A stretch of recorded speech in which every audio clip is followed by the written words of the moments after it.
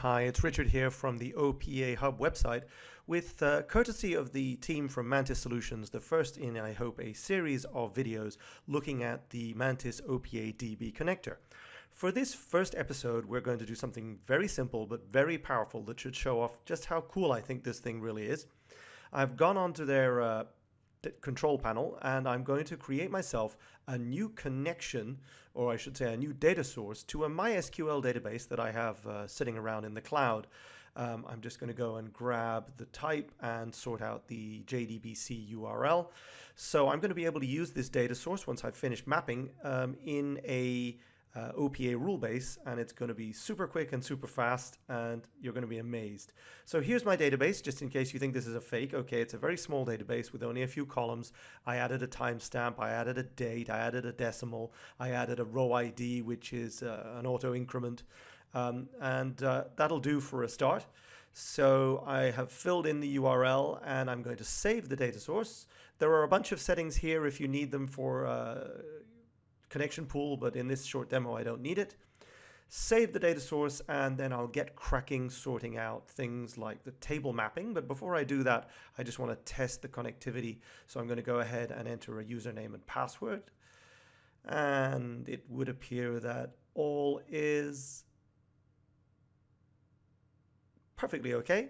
So at least I know the username and password works. So for this data source, I'm going to start to create at least one table mapping. So let's add a mapping. I think you can probably see from this demo just how easy it is to build a connection to a database and build a mapping. I'll talk about the bind of the row ID in another episode of this. I'm going to create the minimum for my mapping, and I'm going to go ahead now and add a table. You really got to think of this tool as meeting a gap for people using version 12 who are not using Siebel, who are not using Service Cloud, to be able to quickly create a data source and map it to tables and columns that they already have to use as the basis for their connection in an OPA rule base. I'm going to now create my 5 fields. I think there were 5. Thanks to the magic of Hollywood, I'll spare you me doing them all. I think the options are fairly straightforward, whether it's a required field, an auto increment, whether it's the primary key, and so on. Let's save that one, and let's add now the customer since, that was the date.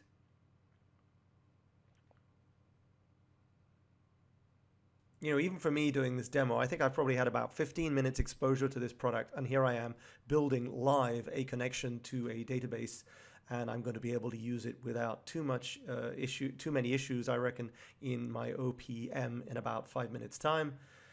Just finishing off now with my different fields. There's the risk level. I think that was a text. No, that's right, it was a number, so it's a decimal. What I like about this particular web-based application provided by Mantis Solutions is there's all sorts of online help. If I hover over an item, pop-up windows appear, but here I am sorting out my row ID with its auto increment set up, and I managed to demonstrate a tooltip while I was at it. I think I'm pretty much done now. Yep. So I'm going to save the table mapping and save the mapping in, and now I can pretty much say that I'm done. That probably took me just under 3 minutes and 35 seconds. So all that remains for me to do here is to generate, well, I'll validate it first. The guys told me that the validation does quite a lot of different checks to do with file, to do with column type and so on. I'll now deploy it, and I also will export the WSDL because I will need the WSDL inside the OPA Hub application in just a second.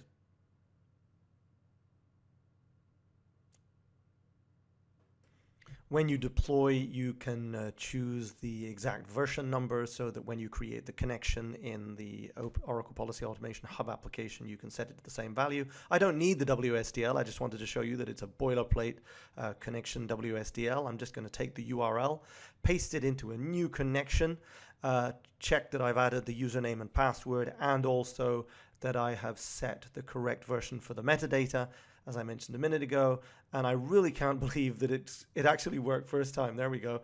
I have a live connection. Those of us who work with Siebel will know how rare it is to have 2 check marks in one shot. So Anyway, I'm now creating my new project here in Oracle Policy Modeler. Nothing particularly interesting to report. I'm simply going to connect to my hub. And as you would expect, I will now be able to access my connection, select the connection, and really from this point onwards, from the modeler point of view, everything is entirely normal and as standard. I am going to create my rules based on my attributes. I'm going to set up a screen. I find it quite amusing that I'm getting this excited about using Oracle Policy Modeler to make a simple rule base. I've mapped out all my fields except for row ID that I've mapped in after submit. So nothing special to report there, except that the incredible thing is it all seems to work just fine. And now I'm going to deploy, and let's see what happens when I run it. So here it is fully deployed with a single screen. I'm going to enter, one of my attributes was the client first name, and then I'm going to enter the start date and the currently outstanding amount.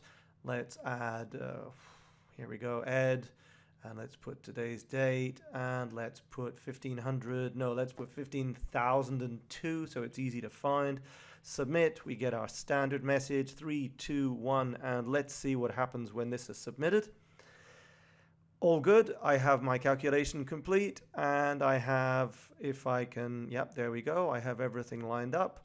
And if I switch over to my MySQL database, I'll refresh the table view, and there we have it. We actually have the first row that I've inserted in this short demo with 15,002, with today's date. I think that the key takeaways from this first simple demo is, one, obviously speed. Two is how light this is, how easy it was to build a mapping. Three is how many people who are currently working on version 12, having upgraded from version 10, who are maybe struggling to access databases, who aren't using Siebel CRM, who aren't using Oracle Service Cloud. This is such a neat tool, even for me as a pre-sales or as a consultant, to be able to build quick demos of how an intended process is going to work, maybe when the application doesn't exist yet, but I have a vague idea of the data model. It's really quite something. So, of course, this was just a first demo, and we were doing a very simple table, but I am very impressed. At the end of this video, in the article, I'll put links, of course, to the team and Mantis Solutions, and also to a survey that we did recently, which was quite surprising how many people are using OPA without Siebel or Service Cloud. So that's it for the first of our videos looking at the Mantis OPA DB connector. We'll be along in a few days with another one. You'll find all the details about how to reach the team at Mantis and the survey I mentioned at the end of the post. Speak to you soon.